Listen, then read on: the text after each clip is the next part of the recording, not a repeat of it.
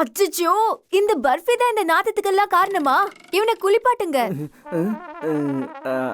அது நாம இப்போ மார்க்கெட்டுக்கு போக வேண்டியிருக்குல்ல, அதனால சீக்குவன் பண்டி சீக்குவையும் பண்டியும் பண்ண சொல்லு. அவங்க அவனை குளிப்பாட்டி விடட்டும். அதுவும் இல்லாம இது அவங்க பொறுப்பு தானே.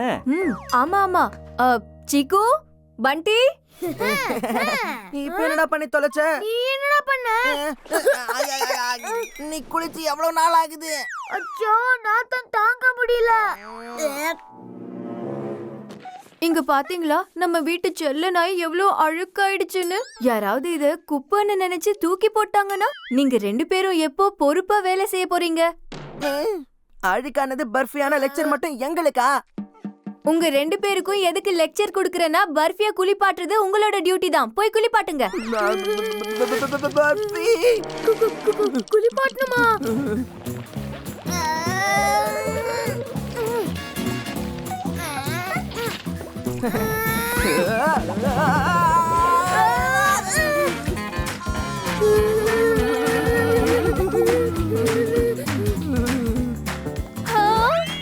என்ன பண்ணி வச்சிருக்கீங்க?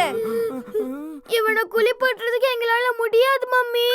என்ன பொறுத்தவரை பர்ஃபிய குளிப்பாட்டுறதை விட இந்தியன் கிரிக்கெட் டீம்ல செலக்ட் ஆவறதே ஈஸி மம்மி. வாய மூடு. பர்ஃபி எவ்ளோ நல்ல பையன். நீங்க 2 பேர் தான் நாடகம் ஆடுறீங்க. ஏய் சின்னவனே, இந்த தடவை நீ இவனை குளிப்பாட்டு, நான் அடுத்த தடவை பாத்துக்கிறேன். நான் எதுக்கு குளிப்பாட்டணும்? நீ தானே பெரிய பையன், நீ தான் குளிப்பாட்டணும். 2 பேரும் சேர்ந்து குளிப்பாட்டணும். நானும் உங்க அப்பாவும் மார்க்கெட் போயிட்டு வந்துடுறோம். நாங்க மார்க்கெட் போயிட்டு வந்து பாக்கும்போது பர்ஃபி சுத்தமா இருக்கணும். All the best. பர்ஃபி என் செல்லம், நீ மட்டும் ஒழுங்கா குளிச்சேன்னா நான் உனக்கு ட்ரீட் கொடுப்பேனா?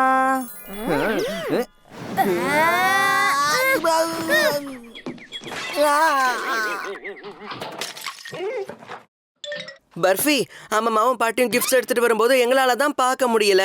ஆனா நீ தான் ஒரு தேர்ட் அம்பையர் மாதிரி நின்னு க்ளோஸா இருந்து வாட்ச் பண்ணல. அப்போ உனக்கு அம்மாவோட கிஃப்ட் எது, பாட்டியோட கிஃப்ட் எதுன்னு நிச்சயம் தெரிஞ்சிருக்கும். உனக்கு என்ன கொடுத்தா நீ வேலை செய்வேன்னு எனக்கு நல்லா தெரியும் பர்ஃபி.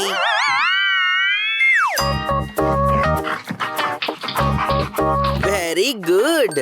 எனக்கு மட்டும் நீ அம்மாவோட கிஃப்ட் எது, பாட்டியோட கிஃப்ட் எதுன்னு சொல்லிட்டேன்னா நான் உனக்கு உன்னுடைய ஃபேவரட் ட்ரீட் கொடுப்பேன். சாயந்தரம் பார்க்ல வாக்கிங் கூட கூப்பிட்டு போவேன்.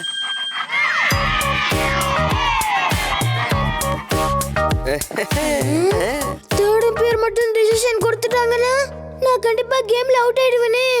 இதுக்கு ஒரு வழி கண்டுபிடிக்கணுமே. எங்கேயோ 2 கிஃப்ட் இருக்கு. அங்கேயே 2 கிஃப்ட் இருக்கு. எடுக்க போறேன் கன். நான் தான் number 1. Let's have some fun.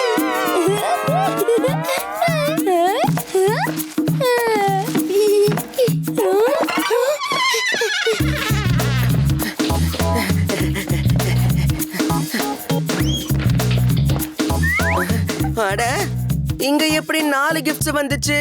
இந்த 4ல எது பாட்டி கொடுத்தது, எது அம்மா கொடுத்ததுன்னு சொல்லிடு.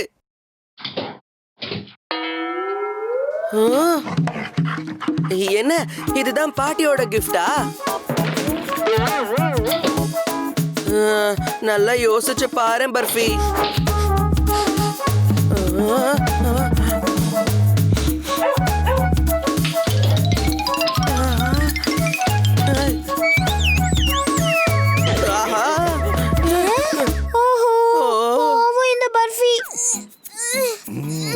பர்ஃபி, உன்னோட வேலை பண்டியை கவனிக்கிறது தான். ஒருவேளை இவன் எக்ஸசைஸை நிறுத்திட்டான்னா உன்னோட வேலை குலைக்கிறது தான்.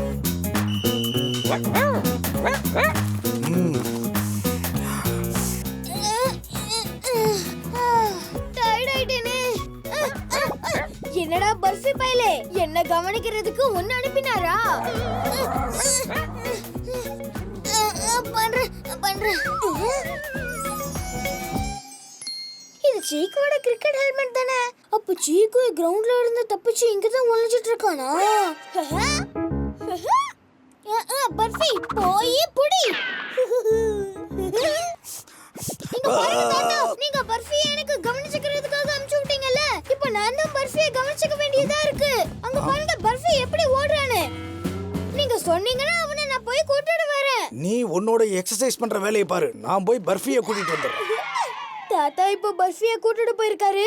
ஆனா வரும்போது அவனோட காதை புடிச்சிட்டு இழுத்துட்டு வர போறாரு.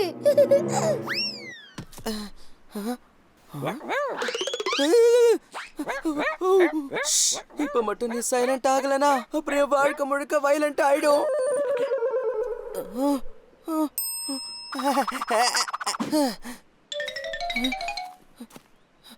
பர்ஃபி, பர்ஃபி, இந்த பர்ஃபி எங்க போச்சு?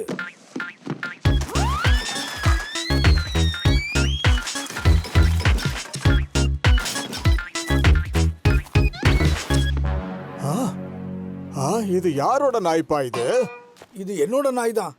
என்னாச்சு? முதல்ல உங்க பேரனை வச்சு பிரச்சனை பண்ணிட்டு இருந்தீங்க, இப்போ உங்க நாயை வச்சு பிரச்சனை பண்றீங்களா? உங்களோட பிரச்சனை என்ன? முதல்ல அதை சொல்லுங்க. என்னாச்சு? இன்னும் இங்க என்னதான் நடக்கணும்? சரி, அப்ப என்னதான் நடக்கணும்? பார்த்தா தெரியலையா? உங்க நாய் இங்க உள்ள செடிகளை எல்லாம் நாசம் பண்ணிடுச்சு.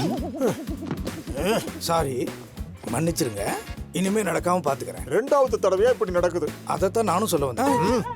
இல்ல இல்ல இல்ல இல்ல, மூணாவது வாட்டி நடக்காதுன்னு சொல்ல வந்தேன்.